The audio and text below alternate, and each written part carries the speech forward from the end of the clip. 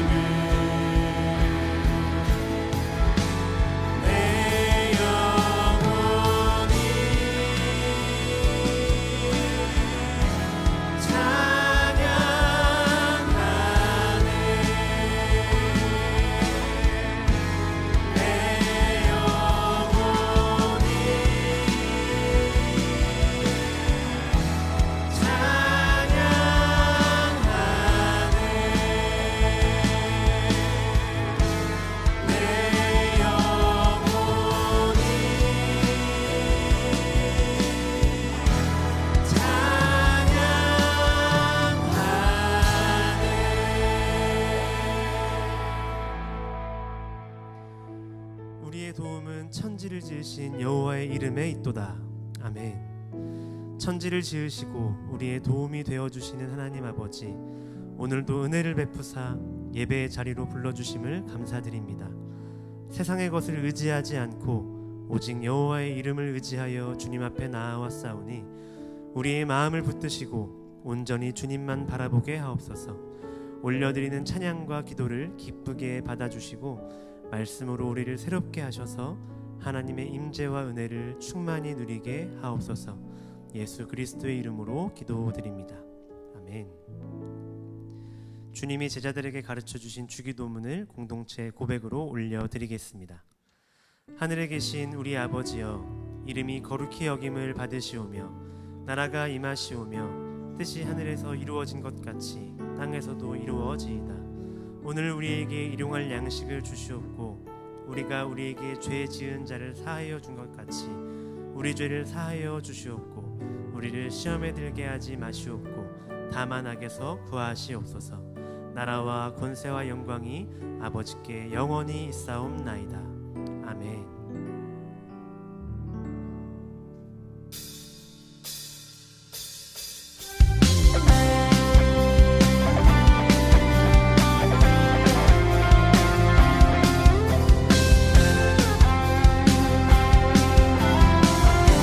거리마다 기쁨으로, 거리마다 기쁨으로 춤을 추게 하시고 주의 백성 기도할 때 이 땅 회복하소서. 십자가 앞에 행할 때, 십자가 앞에 행할 때 주의 빛 비추시고 물이 바다 덮음 같이 주 영광 채우소서. 산 위에서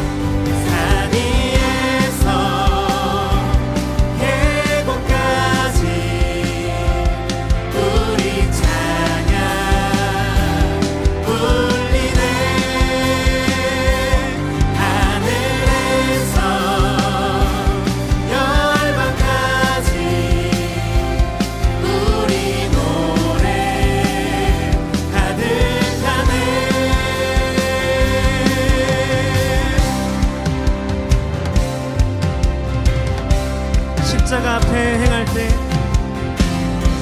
십자가 앞에 행할 때 주의 빛 비추시고 물이 바다 높음같이 주 영광 채우소서.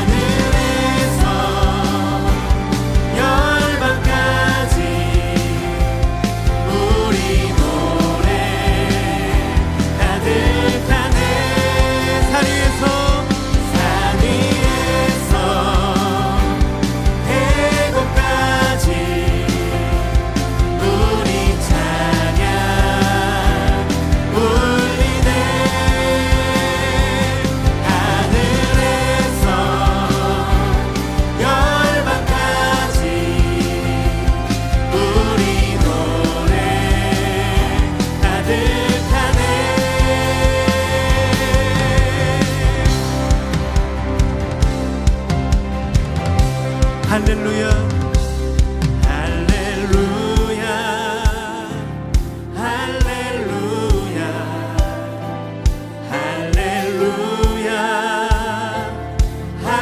할렐루야 할렐루야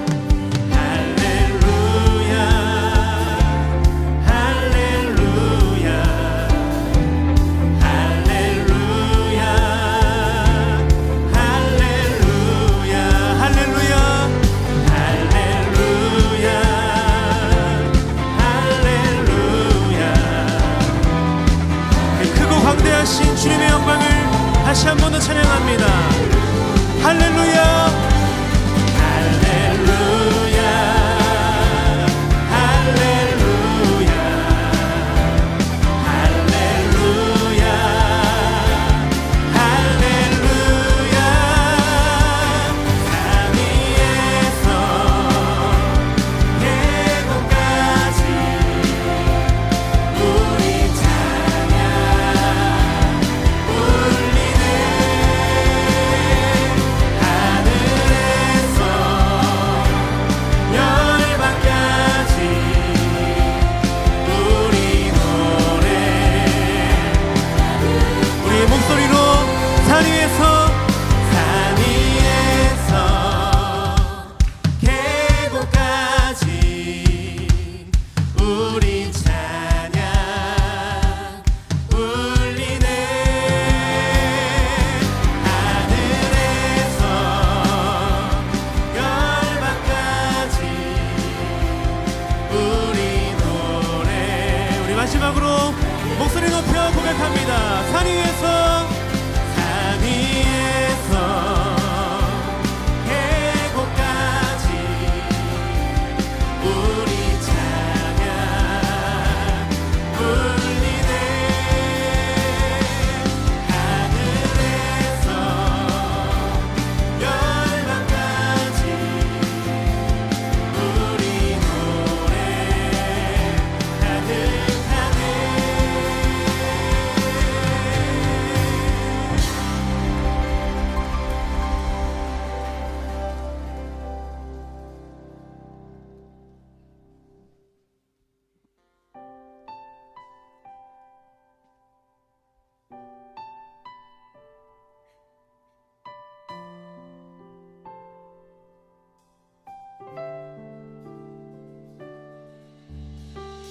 그 누구와도 비교할 수 없고 그 어떤 것과도 비교할 수 없는 주님의 크고 광대하신 영광을 우리가 한 번 더 찬양하겠습니다. 비길 수 없네 이길 수 없네. 하늘의 별을 놓은 내 앞에 거센 파도 잠잠케 하시는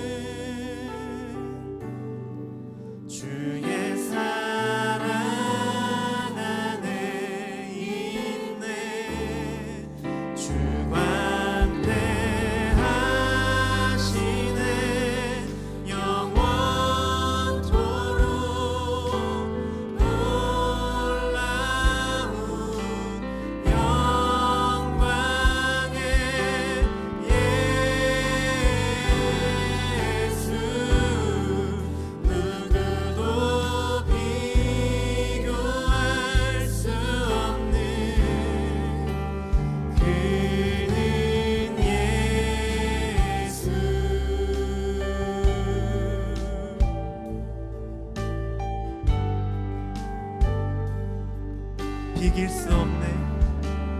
비길 수 없네.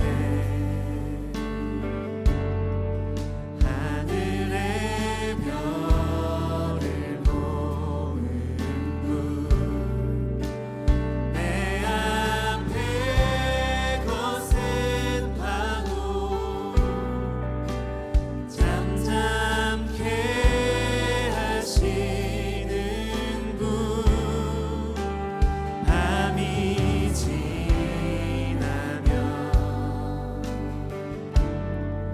기쁨의 노래 주시네.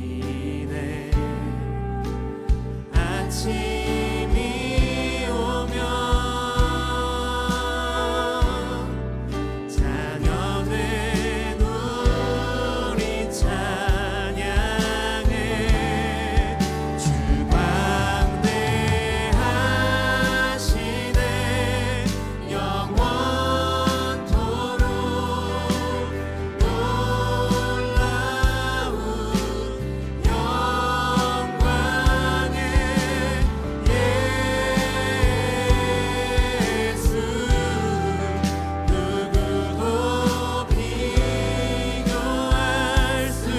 주 광대하시네. 주 광대하시네.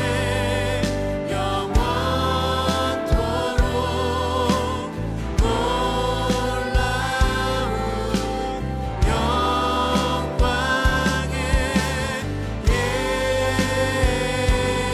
예수 누구도 비교할 수 없는 그는 예수. 주와 같은 분 없네. 주와 같은 분은 없네.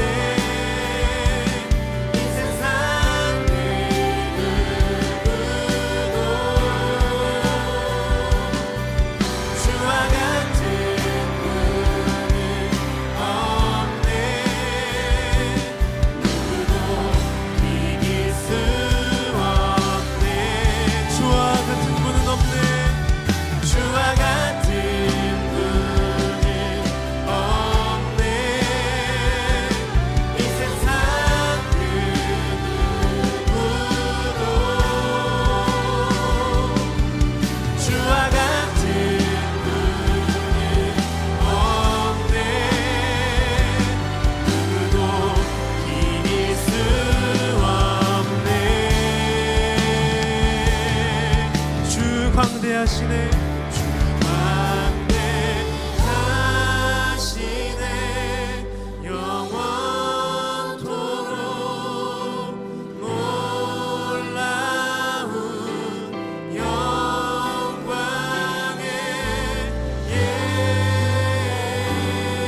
예수 누구도 비교할 수 없는 주 광대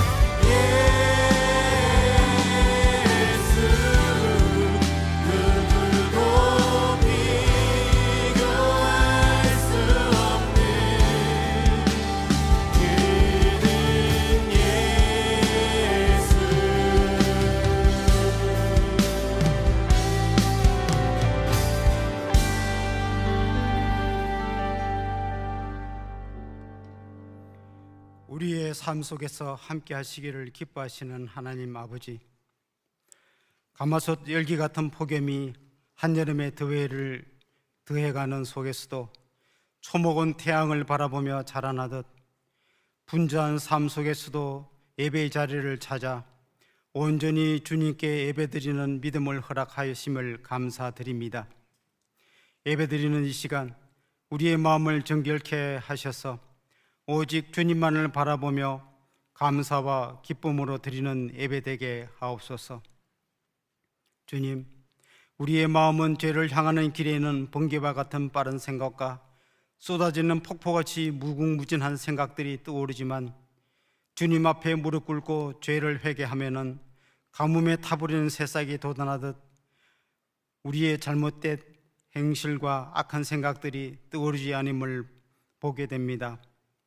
우리의 사악함을 용서하여 주시옵고 오직 주님의 말씀이 순종하며 살아가는 은혜를 허락하여 주옵소서.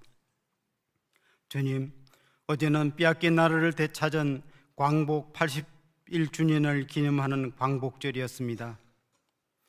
1985년 8월 15일 모든 사람이 맞이한 광복이었지만 나라를 되찾기 위해 수고한 이들에게는 나라를 되찾은 기쁨에 태극기 휘날리며 감격과 기쁨의 행진에 참여하였지만 일제에 아첨하며 나라와 민족을 배신한 이들에게는 하늘이 무너지는 듯한 절망에 자신의 행적을 숨기며 사람들을 피하며 숨는 절망과 공포의 광복이었습니다. 오늘을 살아가는 우리의 행적을 되돌아봅니다. 언젠가 영광스럽게 주님 오시는 그날을 생각하며 나는 어디에 서 있는가를 살펴봅니다. 다시 오시는 주님을 기쁨과 감격으로 맞이할 것인지 주님을 피하며 지금까지 지키며 부여잡고 몸부림치던 것들을 움켜쥐고서 어둠 속으로 숨을 것인지 바라옵기는 주님 주시는 마음 내 마음에 있게 하시고 주님 주신 뜻에 내 발걸음 옮겨지게 하옵소서. 너는 피투성이라도 살아있으라. 다시 이르기를 너는 피투성이라도 살아있으라 하신 하나님, 예루살렘의 우상숭배에 진노하시어 에레미야의 선지자의 예언대로 이스라엘을 바벨론 포로 생활 70년을 채우고 돌아오게 하신 하나님, 우리는 조선의 예루살렘이라 이르던 평양과 복음이 무성하던 북녘 땅이 김일성 공산당 체제가 3대에 이르기까지 80년이 지나기까지 눈동자마저 제 마음대로 굴리지 못하는 공산당의 압제와 억압 속에 살아야 가야 하는지 그 이유를 알지 못합니다. 지금도 여전히 북한의 지하교회에서는 일가 친척과 가족의 생명을 걸고서 주님의 이름을 부르며 예배 드리며 기도하는 교우들의 기도를 들어 주옵소서. 주님이여, 언제까지 저들의 생명을 건 기도와 예배에 침묵하시려 합니까? 이 땅의 믿음의 백성들과 북한 지하교의 믿음의 자녀들이 드리는 간절한 기도에 응답하여 주셔서 복음으로 하나 되는 남부가 북이 되게 하옵소서. 예전에 없던 무더위 가운데 영아부에서 청소년부에 이르기까지 여름 성경 학교를 은혜롭게 마치게 하심을 감사드립니다. 여름 성경 학교를 통하여 가슴에 새겨진 말씀들이 자녀들의 생각과 삶을 인도하게 하고 개척하는 등불이 되게 하옵소서. 찬양과 기도 가운데 인격적으로 만난 주님과 영원히 동행하는 복을 허락하여 주옵소서. 언제나 아이들을 위하여 기도와 말씀으로 이끄시는 교육자분들과 선생님들의 수고에 복된 열매가 가득하게 하옵소서. 오늘부터 이어지는 청년부 여름 수련회를 통하여 하나님과의 만남이 더욱 깊어지게 하시고 수련회 가운데 찾아오시는 하나님을 영접하며 만나는 감격의 수련회가 되게 하옵소서. 연로하심에도 주의 전을 찾아 예배드리는 어르신들에게 영육간 강건함을 허락하여 주셔서 감사함으로 예배드리며 일상 가운데 기쁨이 가득함이 있게 하여 주옵소서. 원하지 않는 질병으로 힘들어하는 환우들과 간병으로 지친 교우들 위해 치유의 은혜를 허락하여 주셔서 살아계신 하나님의 일하심을 경험하게 하옵소서. 감당하기 힘겨운 어려움에 처한 교우들과 함께하여 주셔서 좌절하지 않고 오직 하나님만 믿으며 인도하심을 바라며 주어진 시간을 묵묵히 기다리는 인내를 허락하여 주셔서 일하시는 하나님, 이끄시는 하나님을 만나게 하옵소서. 말씀과 기도로 금식하며 준비하는 혜성교회 설립 78주년 기념 부흥회에 혜성의 교우들이 동참하는 은혜를 허락하여 주옵소서. 강사님을 통하여 우리에게 전해주시는 하나님의 말씀을 듣게 하시고 주시는 말씀을 따라 하나님의 계획하심에 귀하게 쓰임받는 혜성 교우들 되게 하옵소서. 말씀과 금신과 기도로 준비한 부흥회를 통하여 지금까지 경험하지 못한 영적 질적인 교회의 부흥을 보게 하시고 말씀으로 변화된 혜성 교우들이 예수 복음을 전하는 일에 전심을 다하는 열정을 허락하여 주옵소서. 선교의 현장과 미래의 자립교회에서 복음을 전하기 위하여 수고하시는 선교사님들과 목회자분들의 수고에 넉넉한 열매를 허락하여 주시고 도움의 손길을 다하여 주옵소서. 안식월 가운데 계시는 담임 목사님과 함께하여 주셔서 연약한 육신의 회복을 허락하여 주시고 담임 목사님의 가슴에 하나님을 향한 간절함과 열정이 가득하게 하옵소서. 말씀을 듣겠습니다. 말씀을 전하시는 김종철 목사님께 하나님의 능하심을 더입혀 주셔서 하나님의 마음과 말씀을 온전히 전하게 하옵소서. 감사드리며 우리의 구원자 되시는 예수님의 이름으로 기도드립니다. 아멘.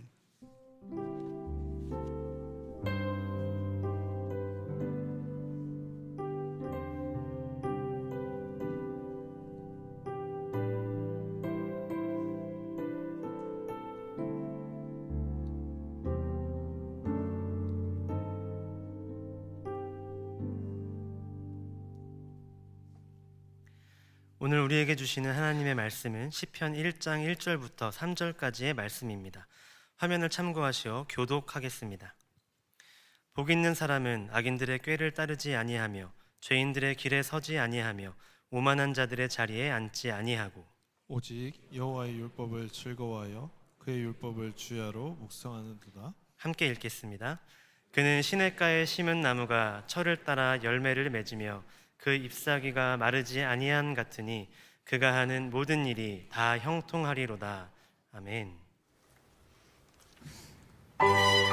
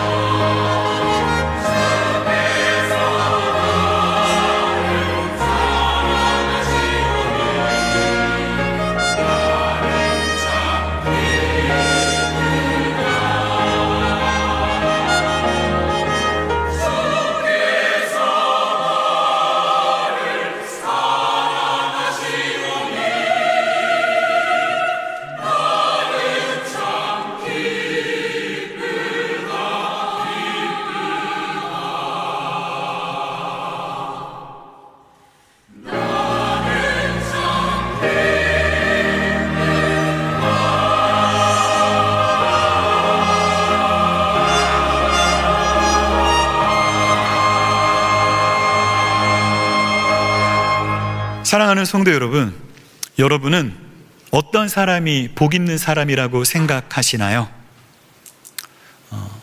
혹시 돈이 많으면? 아니면 건강하면? 아니면 자녀가 잘 되면? 여러분이 보시기에는 어떤 사람이 복 있는 사람인가요? 물론 이런 모든 것들은 너무나 소중하고 중요하죠.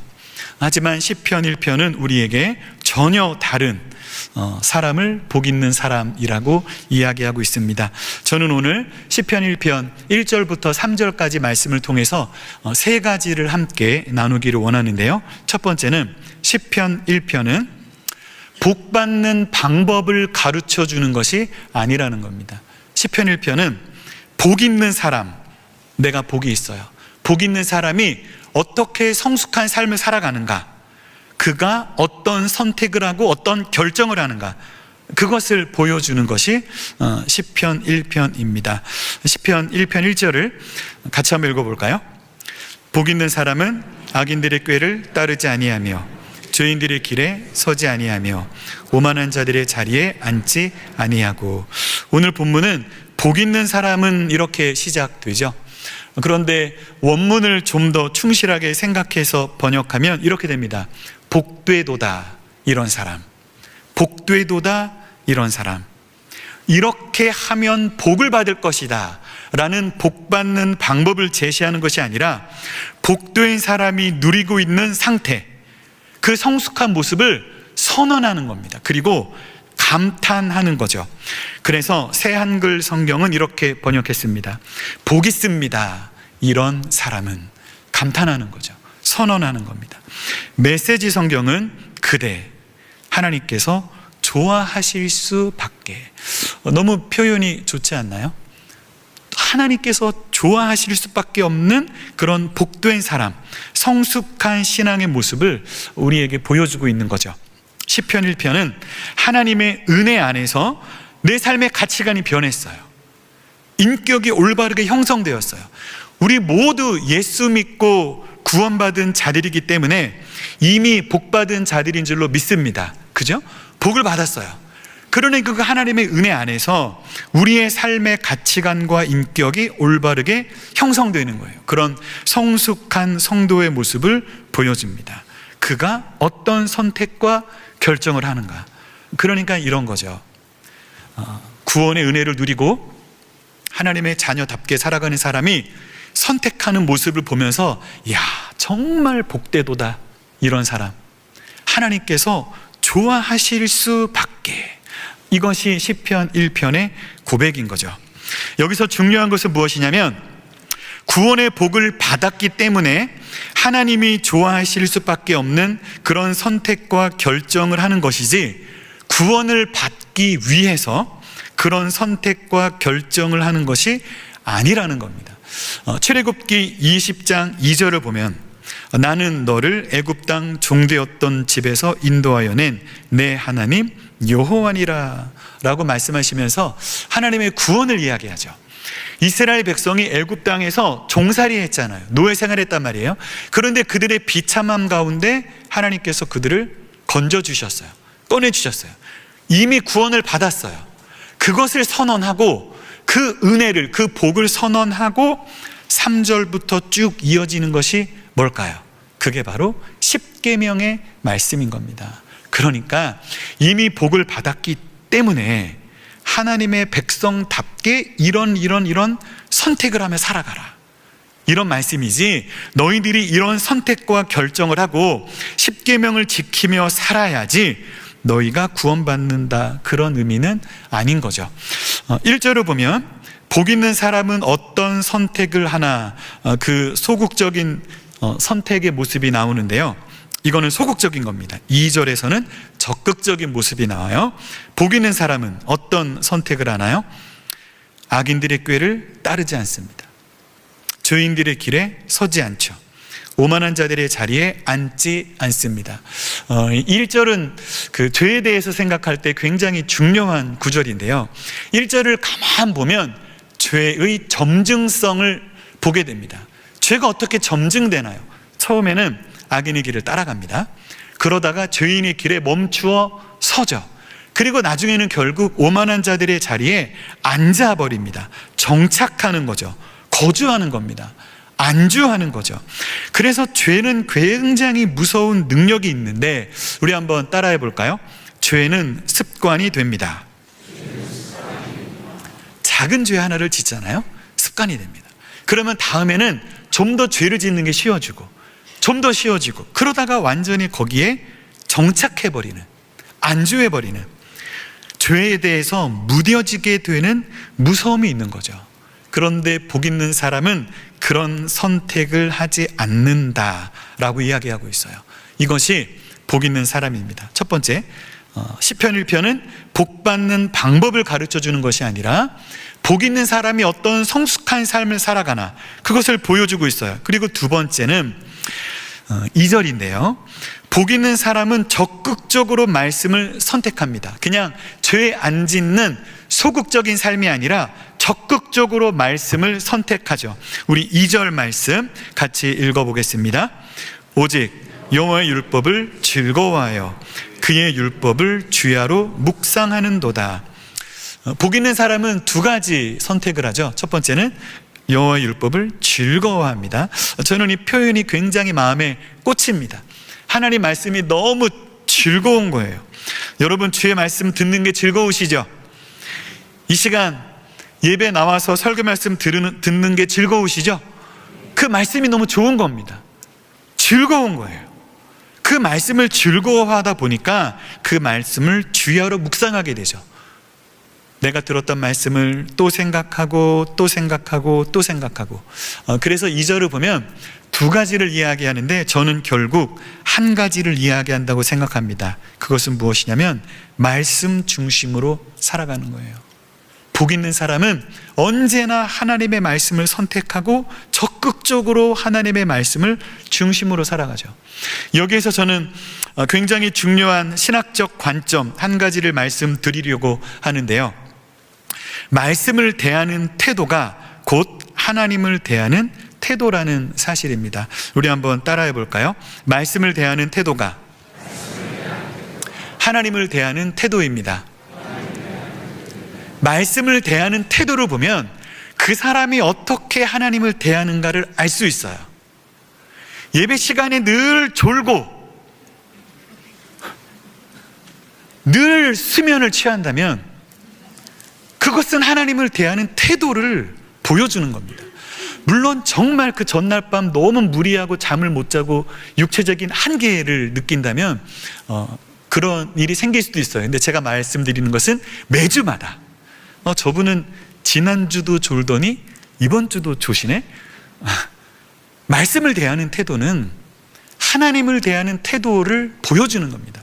그래서 예수님께서는 요한복음 14장 5절에 너희가 나를 사랑하면 나의 계명을 지키리라 라고 말씀하시면서 말씀을 대하는 태도가 곧 하나님을 사랑하는 것과 직결된다는 것을 말씀하고 계시죠. 사랑하는 여러분, 이미 구원 받으셨죠? 예수 믿고 구원 받으셨죠? 그러면 우리를 구원해 주신 그 하나님이 얼마나 좋으신가요? 그죠? 얼마나 그분을 사랑하십니까? 그분을 사랑한다면 그분의 말씀을 사랑하고 그 말씀을 붙들고 살아가시는 여러분들 되시기를 축복합니다.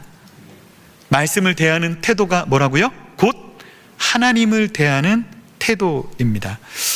여호와의 율법을 즐거워하여, 저는 이 구절, 이런 표현이 굉장히 마음에 꽂히거든요. 굉장히 좋아요. 떠오르는 질문 하나가 있습니다. 여호와의 율법을 즐거워하여. 그러면 어떤 질문이 떠오르냐면 웨스트민스터 신앙고백 소요리 문답 1번 질문이 떠오릅니다. 그 질문은 뭐냐면 사람의 제일 되는 목적은 무엇입니까? 다른 말로 하나님은 인간을 왜 만드셨을까요? 여러분을 지으신 목적이 뭘까요? 그렇게 물으시는 거예요. 그 답이 뭐냐면 질문에 대한 답변을 같이 한번 읽어볼까요? 사람의 제일 되는 목적은 하나님을 영화롭게 하고 영원토록 그를 즐거워하는 것입니다. 저는 이 답변을 여러분들이 외우시면 좋겠습니다. 우리 신앙 고백의 그 가장 기본이거든요. 세례반 교육을 할 때 가장 먼저 가르치는 것이 1번 질문이고, 여러분들도 이 시간 꼭 외우면 좋겠습니다. 인간은 왜 창조되었나요? 하나님께서 우리에게 원하시는 게 뭔가요? 하나님을 영화롭게 하는 겁니다. 그래서 우리가 이 시간 나와서 예배하는 줄로 믿습니다. 이 주일 아침에 그분을 영화롭게 하고 그분께 영광 돌리기 위해서 우리는 함께 모여서 찬양하고 기도하고 주의 말씀을 듣고 하나님을 예배합니다. 그런데 하나님을 영화롭게 한다는 것은 무엇인가요? 바로 뒷부분과 직결되는데, 저는 이 두 개가 하나라고 생각합니다. 하나님을 영화롭게 한다는 것은 곧 그를 영원토록 즐거워하는 거예요. 그런데 이 즐거워한다는 영어 단어가 참 재밌는데, 이 신앙 고백은 영국에서 만들어졌어요. 그래서 원문이 영어입니다. 그들은 어떤 단어를 선택했냐면 enjoy라는 단어를 선택합니다. 하나님을 너무나 사랑해서 그분을 즐거워하는 거죠. enjoy하는 겁니다. 쉽게 생각해 보면 부모 자식 사이를 생각해 보세요. 부모에게 정말 효도하는 게 뭘까요? 자식이 좋은 대학 가고 출세하고 뭐 잘 살고, 그것도 부모에게 효도하는 거지만, 진정한 효도는 자식이 부모님을 너무나 좋아하고 부모님과 함께 있는 시간을 즐거워하고 그 부모님 자체를 인조이한다면 그것이 정말 효도가 아닐까요? 여러분이 바라는 자녀의 모습이 그렇지 않습니까? 진짜 부모라면 그럴 것 같습니다. 그냥 좋은 대학 가고 잘 살고 성공하고, 그게 중요한 게 아니잖아요. 하나님을 즐거워하는. 그래서 미국의 유명한 목사님 존 파이퍼 목사님은 어떤 표현을 쓰냐면 좀 재밌는 표현을 쓰시는데요. 우리 한번 따라해 주세요. 기독교 쾌락주의. 사실 이게 어울리지 않죠. 기독교라는 말과 쾌락이라는 말이 어울리지 않는데, 그분은 늘 그것을 주장합니다. 기독교 쾌락주의. 그러니까 뭐냐면, 이 세상에 온갖 쾌락이 있잖아요. 많은 즐거움과 기쁨이 있어요. 여러분이 지금까지 누려왔던, 또는 지금도 누리고 있는. 그런데 그 세상의 어떠한 쾌락보다도 하나님 그분 자체가 최고의 쾌락이 된다는 것입니다. 여러분, 이것이 여러분들의 신앙의 고백인가요? 여러분은 기독교 쾌락주의자이십니까? 존 파이퍼 목사님은 자신을 언제나 나는 기독교 쾌락주의자다 이렇게 이야기해요. 그분 인생의 최고 기쁨은 하나님을 즐거워하는 것입니다. 그렇게 하나님을 인조이하고 즐거워하는 저와 여러분 될 수 있기를 소망합니다. 그러면 여기서 이제 연결이 되는데, 우리가 그렇게 하나님을 즐거워한다면, 그러면 우리는 자연스럽게 무엇을 즐거워하게 될까요? 하나님을 즐거워한다면 말씀을 즐거워하는 거예요. 아까 제가 말씀드렸죠. 말씀을 대하는 태도는 것보다 하나님을 대하는 태도입니다. 우리가 말씀을 어떻게 대하느냐, 그것이 곧 하나님을 대하는 태도를 의미하는데, 우리가 그렇게 하나님을 즐거워한다면 그러면 하나님의 말씀을 즐거워하는 것이 마땅하지 않을까요? 그게 복 있는 사람이죠. 그러니까 그 사람은 주야로 하나님의 말씀을 묵상하게 됩니다. 본문에서 묵상이라는 이 히브리어 단어는 하가라는 말을 쓰고 있는데요, 이 하가는 중얼중얼거린다, 읊조린다라는 그런 의미입니다. 우리말의 개념에서는 묵상 그러면 정적입니다. 조용합니다. 그런데 히브리인들의 묵상은 조용하지 않습니다. 정적이지 않아요. 동적입니다. 역동적이에요. 그들이 말씀을 묵상한다는 것은 무엇이냐?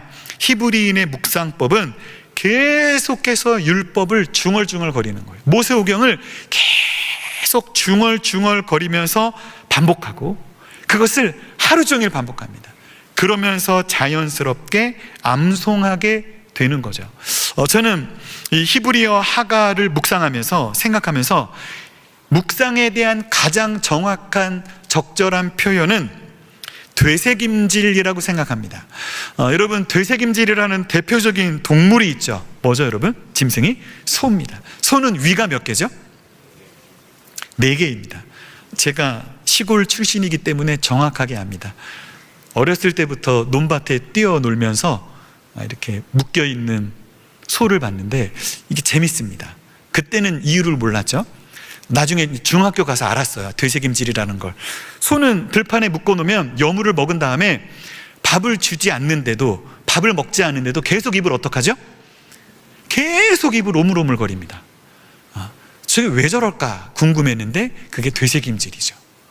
위가 4개이기 때문에 처음에 첫 번째 위에 다 음식을 넣었다가 쉬는 시간에 끄집어내죠. 또 씹고, 그 다음에 또 끄집어내서 또 씹고. 소의 되새김질만큼 묵상을 잘 설명하는 것은 없는 것 같아요. 물론 묵상이라는 히브리어 단어 하가에는 되새김질이라는 의미는 없습니다. 그런 의미는 그 단어에 없어요. 그런데 그 의미를 한국적으로 생각해 보면 소가 되새김질하는 거 아닌가 싶어요. 사랑하는 성도 여러분, 말씀의 은혜를 받았다면 그 말씀을 한 번 듣고 끝내는 게 아니라 그 말씀을 또 끄집어내서 되새김질하고 또 끄집어내서 되새김질하고 계속해서 묵상하시는 복 있는 여러분들 되시기를 축복합니다. 그렇게 계속 말씀을 또 되새김질하고 또 되뇌이고 그러다 보면 저는 이렇게 표현하는데요, 말씀의 바다에 잠기게 됩니다. 제가 개인적으로 말씀을 묵상할 때 저의 최종적인 단계는 말씀의 바다에 깊이 잠기는 거예요. 그날 내게 주시는 하나님의 말씀을 깊이 있게 묵상하고 계속 생각하고 또 생각하면서 느낌을, 내가 지금 말씀의 바다에 깊이 잠겨든다. 그래서 그 바닷물이 내 온몸에 침투해 들어오고 내가 그 바닷물에 완전히 쭉 젖어버리는 그런 느낌. 그래서 내가 그 말씀에 쭉 젖어 있는 상태로 살아가게 되는 그런 느낌을 생각하거든요. 제가 그 중고등부 사역을 할 때 청소년 애들을 데리고 바닷가에 놀러를 많이 갔습니다. 강릉 많이 갔거든요. 그 동해안에서 애들이랑 바닷가에 들어가서 엄청 놀았어요. 바다에 푹 빠져요. 밖에 나와요. 걸어갑니다. 그러면 걸어가는 걸음 뭐가 떨어질까요? 물이 뚝뚝 떨어지죠. 저는 그게 말씀 생활이라고 생각합니다. 우리가 말씀의 은혜를 받아서 그 말씀의 바다에 푹 잠기면 우리가 일상의 삶에 걸어갈 때 그 말씀의 물이 뚝뚝뚝 떨어지는 거예요. 그러니까 그 말씀이 계속 생각나고 그 말씀이 나를 지배하고 내 삶을 변화시켜 나가는 거죠. 우리는 말씀을 들을 때 때로는 눈물을 흘리면서 은혜를 받기도 합니다. 때로는 기뻐하기도 하죠. 그런데 재미있죠? 본당 문을 열고 나가는 순간 다 잊어버립니다. 목장 모임 시간에 은혜 받은 말씀 나누자 그러면 생각이 안 납니다. 그거는 묵상이 아니죠. 계속해서 되새김질하는. 그래서 저는 여기 계신 모든 분들이 본당 문을 열고 나가면서, 그래, 오늘 받은 말씀 붙들고 일주일을 살아야겠다. 오늘 밤에, 주일날 밤에 잠자리에 누워서 오늘 말씀이 뭐였더라? 그 되새김질이죠. 월요일날 아침에 일어나면서 어제 내가 받은 은혜가 뭐였지? 수요일날 직장에서 점심시간에 밥을 먹으면서 주일 말씀을 또 되새김질하고, 금요일날 퇴근길에 내가 들은 주일 말씀을 또 생각하고 계속해서 되새김질한다면 여러분들이 말씀의 바다에 푹 잠겨 살게 되지 않을까요? 저는 이렇게 묵상하다 보면 말씀의 근육이 점점 강해진다고 믿습니다. 죄성에도 강화되는 게 있고요, 영성에도 강화되는 게 있어요. 아까 전에 말씀드렸죠. 악인의 꾀를 따르다 보면 죄인의 길에 멈춰서요, 그리고 오만한 자들의 자리에 주저앉아버리죠. 죄성이 강화되는 거예요.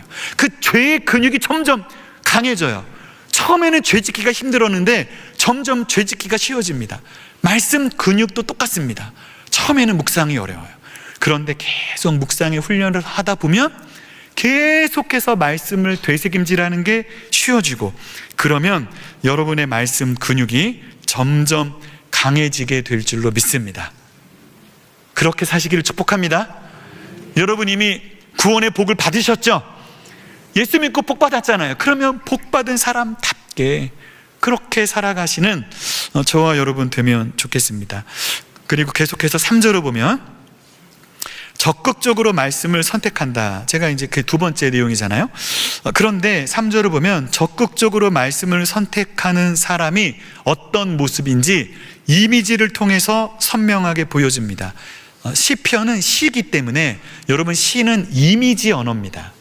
시는 이미지를 담고 있죠. 그래서 시를 읽으면 시상이 떠올라요. 이미지가 떠오르죠. 그래서 3절은 그 복 있는 사람, 말씀으로 살아가는 사람의 모습을 다음과 같이 보여줍니다. 같이 읽겠습니다. 그는 시냇가에 심은 나무가 철을 따라 열매를 맺으며 그 잎사귀가 마르지 아니한 같으니 그가 하는 모든 일이 다 형통하리로다. 시편은 복 있는 사람을 무엇으로 비유하고 있죠? 시냇가에 심은 나무입니다. 저는 시냇가에 심은 나무를 생각만 해도 속이 시원합니다. 나무가 시냇가에 심겨 있다고 생각을 해보세요. 얼마나 복될까요? 복되도다. 이런 사람, 그냥 말이 절로 나오죠. 그러면 저 3절에 있는 시냇가, 그 시냇물, 그 물은 무엇을 의미할까요? 말씀입니다. 왜냐하면 2절과 3절을 연결하면 오직 여호와의 율법을 즐거워하여 그의 율법을 주야로 묵상하는도다. 그런데 그가 3절에 시냇가에 심은 나무 같다라고 이야기하잖아요. 두 개를 연결하면 당연히 저 시냇가의 물은 말씀을 의미하는 겁니다. 저와 여러분은 말씀의 시냇가에 심겨진 복 있는 사람들인 줄로 믿습니다. 여기에서 심은이라고 표현되어 있는 저 동사는 수동태입니다. 이 수동태는 하나님의 은혜를 드러내죠. 내가 스스로 시냇가에 자라난 게 아니에요. 내가 스스로 거기에서 태어난 게 아니에요. 하나님께서 우리를 옮겨주신 거예요. 저는 구원을 이렇게 생각합니다. 구원이란 무엇일까요? 뿌리가 옮겨지는 게 구원입니다. 이스라엘 백성 생각해 보세요. 그들은 어디에 심겨져 있었나요? 애굽 땅에 노예 생활하고 고통의 장소. 그런데 하나님께서 그들을 뽑아내셨죠. 그래서 어디로 옮겨 심으시나요? 그 시내산 꼭대기에 옮겨 심으시잖아요. 그곳에서 하나님의 율법과 십계명을 주시잖아요. 그들은 말씀의 시냇가에 옮겨 심겨진 겁니다. 구원은 뿌리가 옮겨진 거예요. 사랑하는 여러분, 여러분의 뿌리는 어디에 있나요? 그리고 본문이 말하는 시냇가, 시내의 가, 옆을 말하는 거잖아요. 이 시내라는 히브리어 단어는 자연천이 아닙니다. 그 이스라엘은 굉장히 지형적인 그 특징이 있는데요. 비가 오면은 강이 없다가도 강이 생깁니다. 그리고 비가 그치면 그 강물이 사라집니다. 그게 자연천이에요. 간헐천이죠. 그런데 본문의 시내는 그게 아니에요. 그 정확한 의미가 뭐냐면 수로, 심지어는 그 단어는 운하를 의미할 때 그 단어가 쓰입니다. 그러니까 시편 1편 3절의 시냇가는 가뭄과 기근에도 마르지 않는, 언제나 흐르는 그런 시냇가를 의미하는 거죠. 구원이란 무엇일까요? 때로는 잘 살 때도 있어요. 때로는 행복할 때도 있죠. 세상에 주는 기쁨. 하지만 거기에서 옮겨져서 영원히 마르지 않는 그 말씀의 시냇가에 심겨지는 이것이 구원인 줄로 믿습니다. 우리는 구원 이전에 어떤 상태였을까요? 구원 이전에 우리가 어떤 상태였는지 요한일서 2장 15절부터 17절을 보면서 좀 생각해 보겠습니다. 사도 요한이 말하죠. 이 세상이나 세상에 있는 것들을 사랑하지 말라. 저게 세상의 시냇가입니다. 우리가 살아가고 있었던 시냇가죠. 누구든지 세상을 사랑하면 아버지의 사랑이 그 안에 있지 않다. 이는 세상에 있는 모든 것이 세상 시내, 그 세상의 시내가 뭔지 아세요? 육신의 정욕입니다. 안목의 정욕, 이생의 자랑. 우리는 다 여기에 심겨져 있었어요. 구원받기 이전에 우리는 어떤 삶을 살았나요? 육신의 정욕, 내 몸이 원하는 것을 추구하며 살았죠. 내 몸이 원하는 것, 내 몸이 추구하는 것, 그 정욕을 따라 우리는 어떻게 살았나요? 안목의 정욕, 내 눈이 보기에, 내가 생각하기에 무엇이 좋은가, 무엇이 자녀에게 좋은 길인가, 안목의 정욕을 따라 살았잖아요. 이생의 자랑, 얼마나 세상적인 것들을 자랑하며 살았나요? 이게 세상 신에 심겨진 우리 옛날의 모습이죠. 다 아버지께로 온 것이 아니다, 세상으로부터 온 것이다. 17절 보세요. 이런 시내는 마르게 되어 있어요. 이 세상도 그 정욕도 사라지잖아요. 아무리 육신의 정욕을 추구하고 안목의 정욕을 추구하고 이생의 자랑을 추구하며 살아도 그 시냇가는 말라버립니다. 이 세상도 그 정욕도 사라져 버리잖아요. 오직 하나님의 뜻을 행하는 자는 영원히 거하느니라. 이 사람이 누구인가요? 바로 2절과 3절의 사람이 이런 사람이 아닐까요? 여호와의 말씀을 즐거워하여 그 말씀을 주야로 묵상하는 자, 그런 사람이 영원히 거한다고 이야기하고 있습니다. 사랑하는 성도 여러분, 우리는 말라버릴 수밖에 없는, 그래서 죽을 수밖에 없는 그런 세상 시냇가에 심겨져 있던 존재였는데, 그런 우리가 주님의 은혜로 영원히 마르지 아니하는 말씀의 시냇가에 옮겨진 줄로 믿습니다. 우리가 그런 존재거든요. 그러니까 우리는 말씀의 은혜를 쭉쭉 끌어당겨야 돼요. 말씀의 시냇가에 심겨졌기 때문에. 그런데 우리는 자꾸만 말씀의 시냇가에 심겨져 있는데도 세상적인 것을 추구하며 살아가는 죄성이 있는 거죠. 지금 시편 1편은 누가 복 있는 사람의 모습인가를 우리에게 보여주고 있는 겁니다. 저와 여러분은 시냇가에 심겨진 나무이기 때문에 시냇가에서 영원히 마르지 아니하는 그 하나님의 말씀, 그것을 먹고 마시고 살아가는 복 있는 자들인 줄로 믿습니다. 세 번째입니다. 제가 첫 번째로 말씀드린 건 시편 1편은 복받는 방법을 가르쳐 주지 않는다. 이미 복받은 사람이 어떤 삶을 살아가나, 그가 어떤 선택을 하나, 그 선택의 모습을 보니까 이야, 정말 복되도다, 이런 사람, 이런 고백이 나오는 거예요. 두 번째, 복 있는 사람은 적극적으로 말씀을 선택합니다. 이게 두 번째였어요.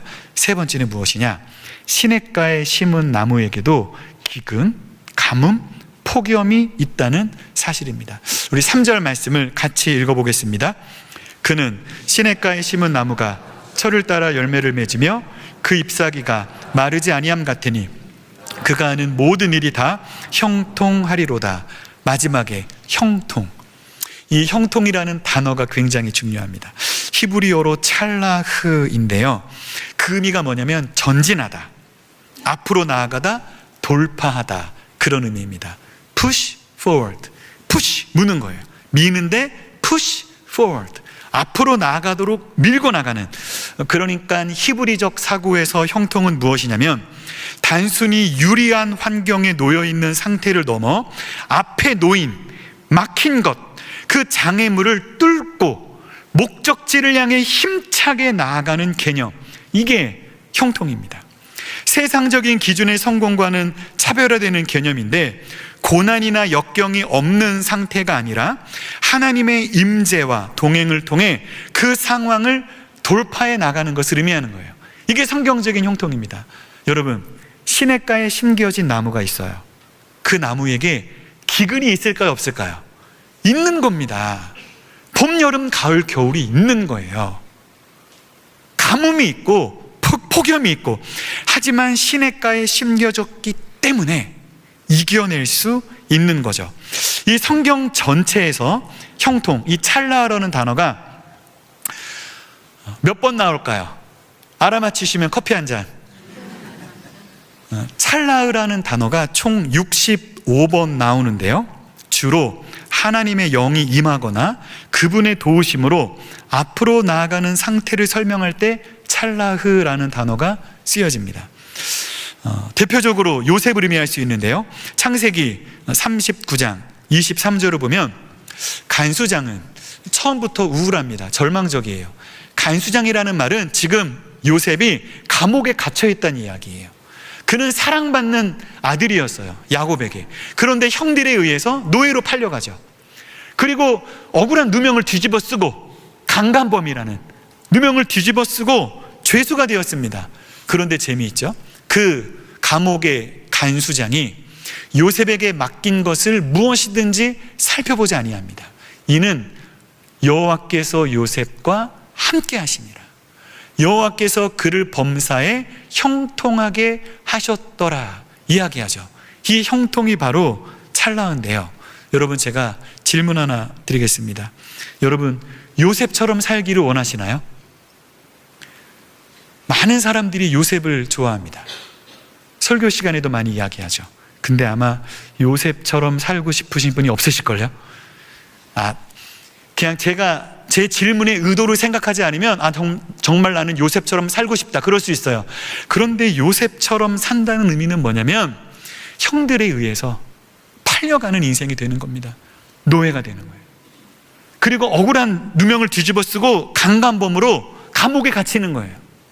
그런데 그 가운데도 말씀의 시냇가에 심겨져 있기 때문에 메마르지 않고 형통한 삶을 살게 되는, 이것이 요셉의 삶입니다.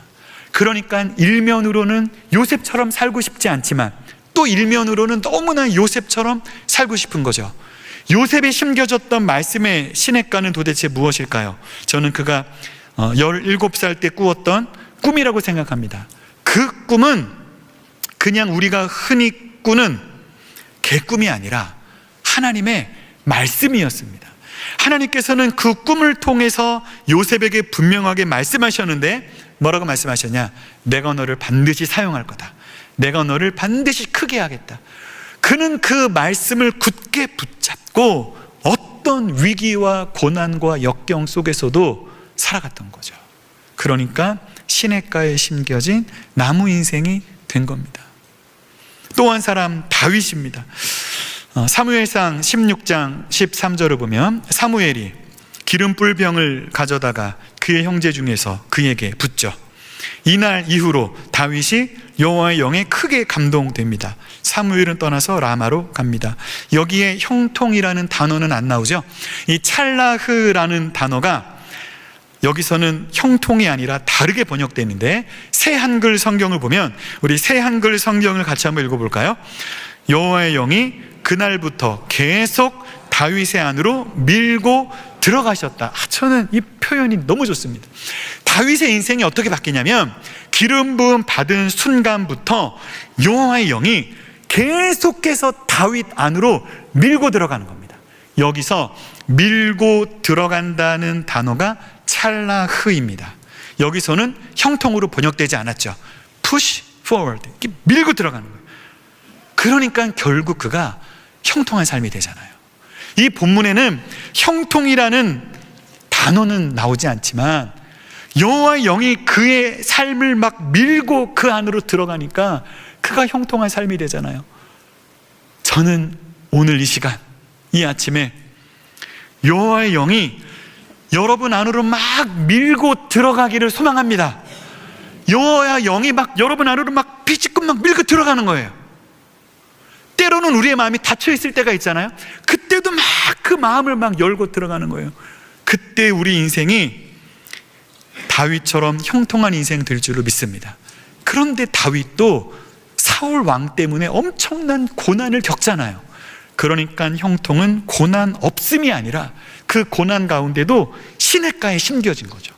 가뭄이 와도 기근이 와도 시냇가에 심겨졌기 때문에 마르지 않는 거예요. 오늘 본문은 무엇을 약속하나요?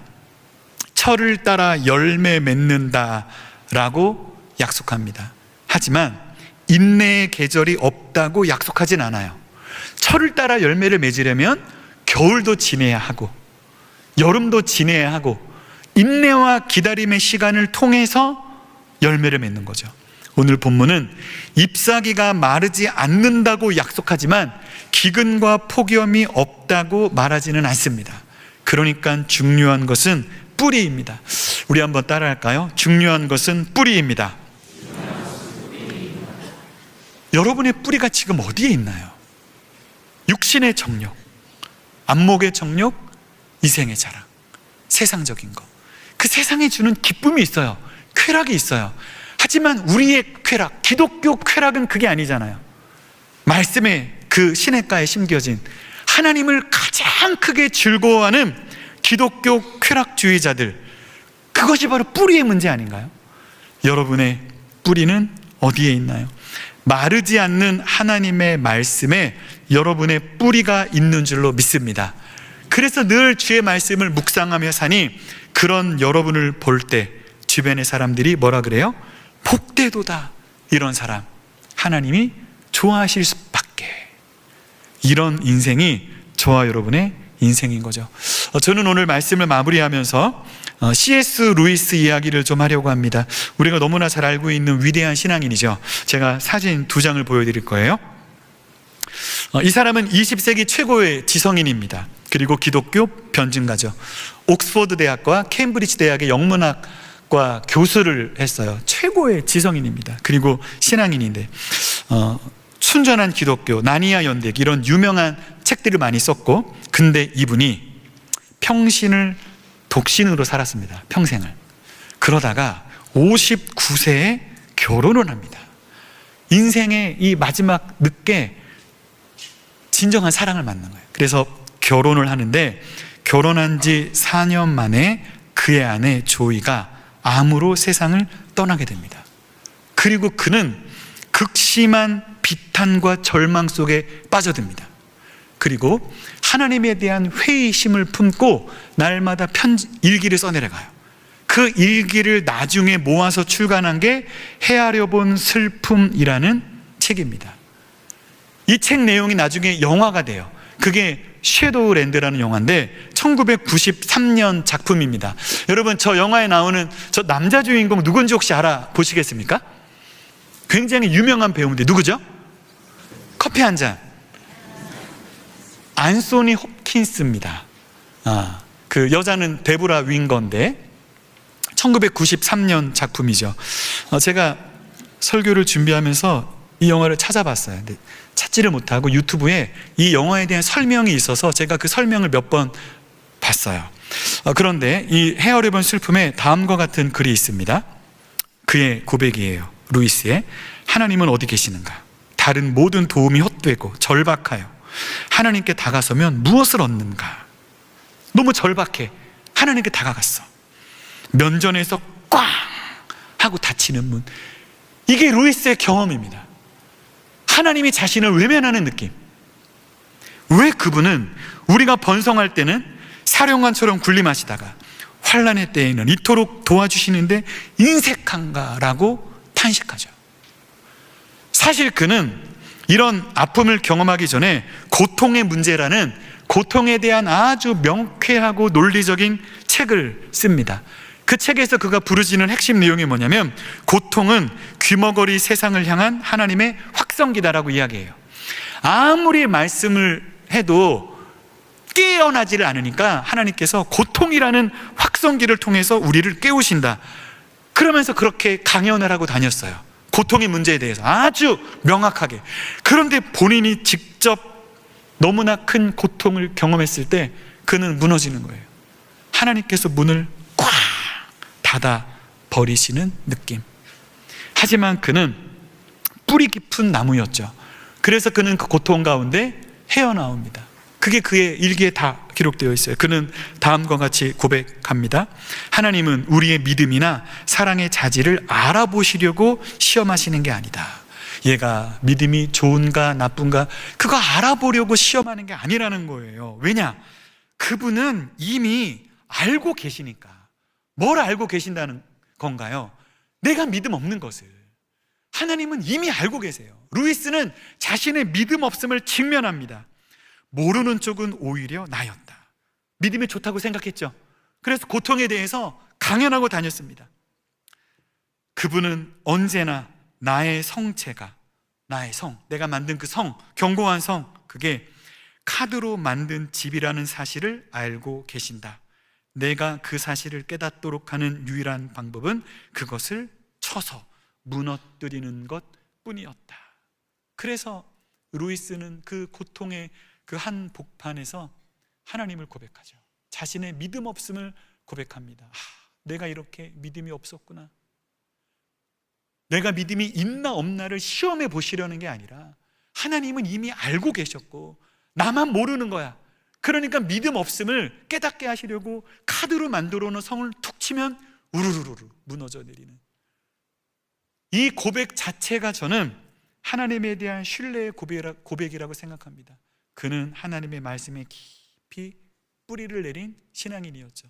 그래서 그가 얼마나 아름다운 신앙의 삶을 살았나 우리는 이미 다 알고 있잖아요. 사랑하는 성도 여러분, 도대체 여러분의 뿌리는 어디에 있습니까? 세상에 뿌리를 내린 사람은 세상이 흔들릴 때 함께 흔들립니다. 돈이 흔들리면 마음도 흔들리고요, 사람이 떠나면 마음이 외로워집니다. 건강이 무너지면 인생 전체가 무너지고, 내가 기대했던 것이 이루어지지 않으면 하나님까지 의심하게 됩니다. 이게 루이스의 고백이죠. 그러나 시냇가에 심겨진 나무는 다릅니다. 가뭄이 와도 마르지 않습니다. 폭염이 와도 마르지 않습니다. 기근이 없다는 게 아니죠. 시냇가에 심겨진 나무, 기근이 오면 얼마나 힘들까요? 폭염이 오면 얼마나 힘들까요? 힘들죠. 하지만 깊은 뿌리를 통해서 끊임없이 말씀을 끌어당기잖아요. 열매를 맺을 때까지 기다리고 인내합니다. 왜냐하면 그 뿌리가 시냇가에 심겨져 있기 때문이죠. 그 말씀을 끊임없이 되새김질하며 묵상하기 때문입니다. 여러분, 이런 분을 주변에 보시잖아요. 그러면 그분을 향해서 시편 1편의 고백이 딱 나오는 겁니다. 감탄이. 이야, 복되도다. 이런 사람 하나님께서 좋아하실 수밖에 라는 고백을 하게 되는 거죠. 그것이 시편 1편의 고백입니다. 사랑하는 성도 여러분, 우리는 이미 복받은 자들입니다. 아멘이시죠? 여러분, 예수 믿고 구원 받으셨죠? 우리는 이미 복을 받았어요. 그러면 이미 받은 복을 기반으로 복된 삶을 살아가시기를 축복합니다. 어떤 선택을 하냐, 결정을 하냐, 말씀에 뿌리를 둔 선택, 그런 모습을 볼 때 하나님께서 복되도다, 이런 사람아 라고 이야기하시고, 내가 너를 어찌 좋아하지 않을 수 있겠냐라고 말씀하시겠죠. 이런 복된 인생들 되시기를, 이런 삶을 살아가시기를 주님의 이름으로 축복합니다. 아멘. 기도하겠습니다. 사랑하는 주님, 육신의 정욕, 안목의 정욕, 이생의 자랑 추구하며 살았던 우리를 뽑아주셔서 하나님의 말씀, 그 성령의 강물, 그 물가, 그곳에 심어주시니 너무나 감사드립니다.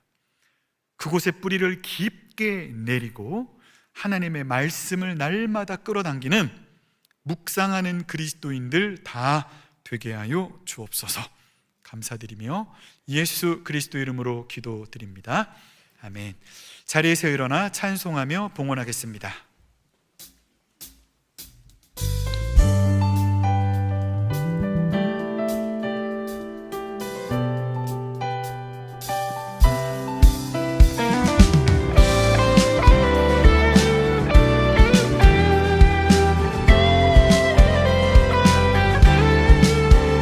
주의 약속하신 말씀 위에서 영원토록 주를 찬송하리라. 소리 높여 주께 영광 돌리며 약속 믿고 굳게 서리라. 주의 약속하신 말씀 위에서 세상 염려 내게 억습할 때에 말씀으로 힘써 싸워 이기며 약속 믿고 굳게 서리라. 성령의 검을 들고 구원의 투구를 쓰고 믿음의 방패와 진리의 띠로 말씀 위에 굳게 서리라. 성령의 검을 들고 구원의 투구를 쓰고 곧 하나님의 말씀을 가지라.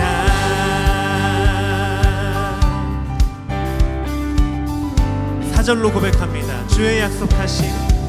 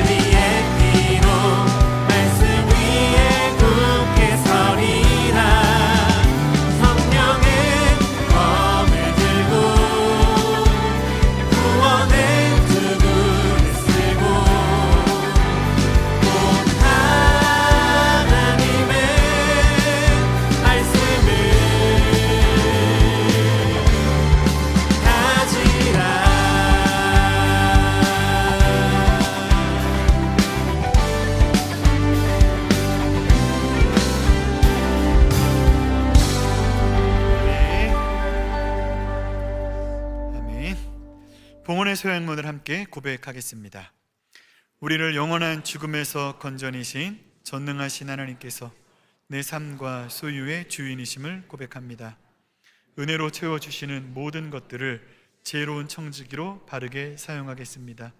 살아가는 동안 물질의 어려움이 있더라도 합력하여 선을 이루시는 아버지 하나님을 더욱 의지하겠습니다. 하나님 나라와 교회 공동체를 세워가는 일에 몸과 마음과 물질로 기쁘게 헌신하겠습니다. 내 삶의 필요를 따라 좋은 것으로 넘치도록 후히 베풀어 주실 하나님을 기대합니다. 아멘. 하나님 받은 복이 너무나 큽니다. 이미 받은 복이 넘쳐납니다. 우리를 옮겨 심어주시니 감사합니다. 말씀의 강물, 성령의 강물가에 우리가 심겨서 견고하게 하시고 열매 맺게 하시니 감사합니다. 그 은혜가 너무나 크고 놀라워서 우리 소유의 일부를 주님께 드립니다. 드리는 손길 기억하시고 그 손길 속에 담겨진 우리들의 믿음의 고백, 우리의 모든 삶을 소유를 주님께 드리는 그 고백 기뻐 흠양하여 주옵소서. 모든 것 감사드리며 이제는 우리 주 예수 그리스도의 은혜와 하나님의 사랑과 성령의 교통하심이 시냇가에 심은 나무가 되어 그 뿌리를 더욱더 깊게 내리고 날마다 말씀을 묵상하며 정말로 복된 삶을 살기를 원하는 사랑하는 성도들 머리머리 위에 이제부터 영원까지 함께 있을지어다. 아멘.